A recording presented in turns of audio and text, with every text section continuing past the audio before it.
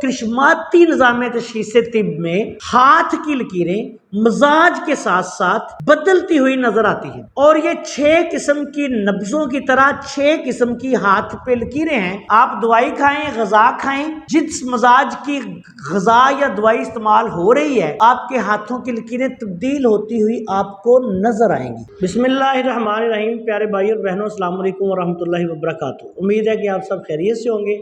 میں ہوں آپ کا میزبان حکیم شہباز حسین نوان، اور آپ اس وقت دیکھ رہے ہیں Hakim Shahbaz herbal TV on YouTube. موسم سرما کی آمد ہے، اور اس موسم میں شادی شدہ حضرات کے لیے جو جسمانی طور پر کمزور ہیں، جنسی طور پر کمزور ہیں، بزرگوں کے لیے، بوڑھوں کے لیے، خواتین بھی اور مرد بھی اس دوائی کو استعمال کر سکتے ہیں۔ ایک بہت ہی اعلیٰ حب شنگرفی کا خاص نسخہ جو ہے وہ بیان کرنے جا رہا ہوں۔ بالخصوص ایسے لوگ جو کہ جسمانی طور پر کمزور ہوں، اعصابی طور پر کمزور ہوں، وہ اس نسخہ کو موسم سرما میں استعمال کریں۔ موسم سرما کے بیشتر عوارضات جو سردی لگنے کی وجہ سے ہوتے ہیں اس سے بھی محفوظ رہیں گے، اور کمزوری، جسمانی کمزوری، جنسی کمزوری، پٹھوں کی کمزوری وغیرہ کا بھی خاتمہ ہو جائے گا۔ اب آتے ہیں نسخہ کی طرف۔ اس نسخہ میں آپ نے سب سے پہلے شنگرف جو ہے وہ اعلیٰ قسم کا لینا ہے۔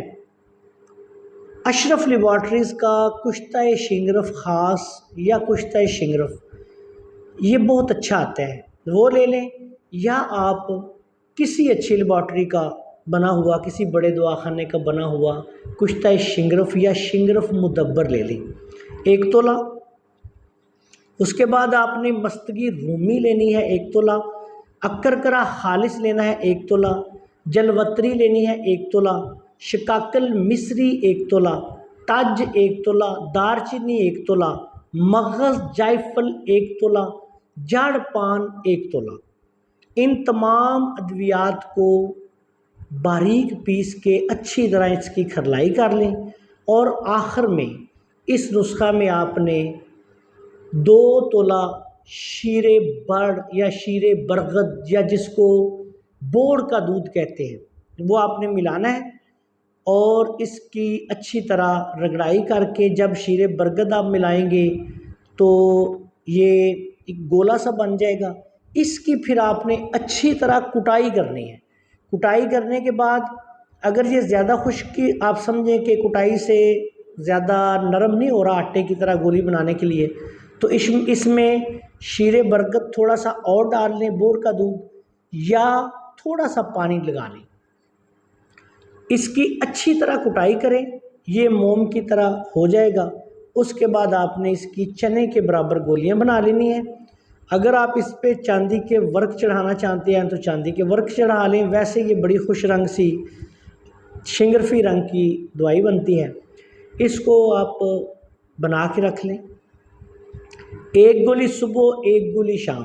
صبح ناشتے کے آدھا گھنٹہ یا 1 گھنٹے بعد گرم دودھ کے ساتھ استعمال کریں، اور اسی طرح شام کو کھانے کے بعد 1 گھنٹے بعد گرم دودھ کے ساتھ استعمال کریں۔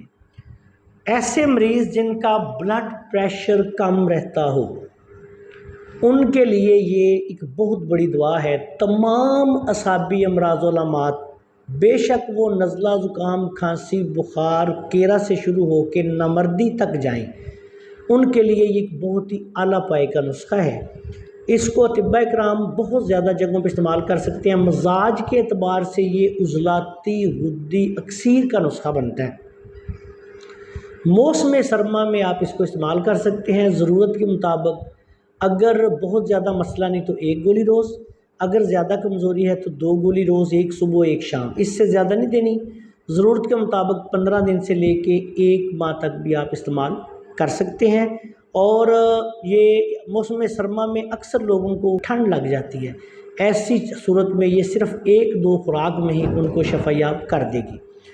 اس نسخہ کے دوران استعمال زیادہ ٹھنڈی چیزوں سے پرہیز کریں، لسی دہی وغیرہ سے پرہیز کریں۔